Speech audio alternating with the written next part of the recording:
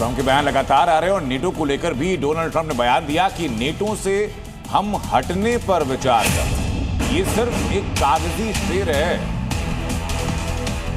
Trump ने यह भी कहा है कि यूके के पास नेवी भी नहीं है और इससे पहले भी फ्रांस को लेकर और यूके को लेकर डोनाल्ड ट्रंप की तरफ से बयान दिए जा चुके हैं।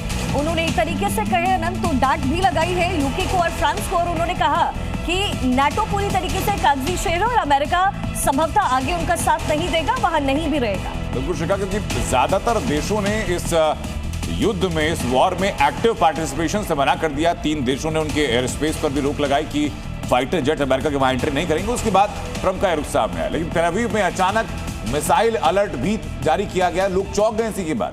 इजराइल पर रॉकेट हमले के बाद एयर डिफेंस सिस्टम सक्रिय हुआ और आसमान में इंटरसेप्शन की तस्वीरें दिखाई दी।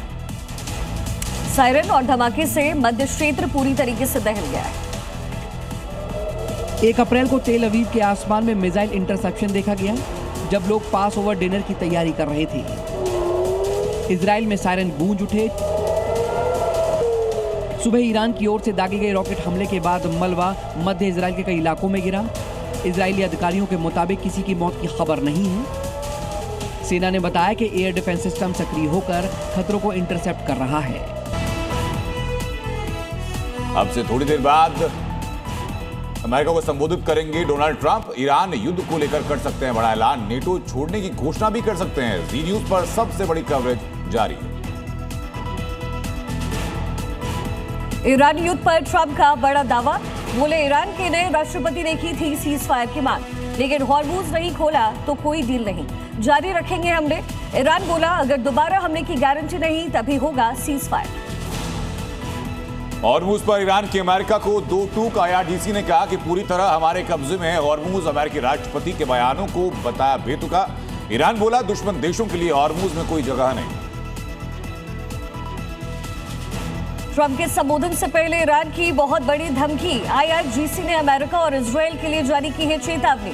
ईरानी सेना बोली अपने लिए जितनी जल्दी हो सके शेल्टर तैयार कर ले दोनों ही देश। महायुद्ध में पाकिस्तान को हैसियत बताने के बाद ईरान का ट्रंप कार्ड। ईरानी नेता बोले अगर रूस मध्यस्थता में शामिल होगा तो करेंगे स्वागत। रूसी एजेंसी तास ने किया बड़ा दावा। हिजबुल्लाह के हमलों ने तोड़ी है इजरायल की कमर। इजरायली लड़ाकू विमान को मार गिराने का किया बड़ा दावा। ईरानी सुप्रीम लीडर ने भी हिजबुल्लाह की तारीफ की। जंग में साथ देने के लिए अदा किया शुक्रिया।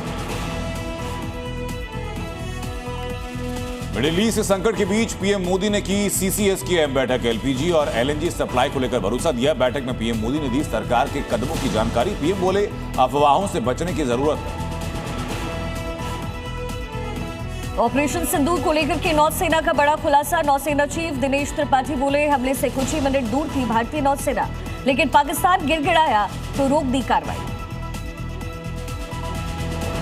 चंडीगढ़ में बीजेपी दफ्तर पर हुए धमाके की जांच तेज। NIA की टीम ने मौके पर पहुंचकर शुरू की पड़ताल।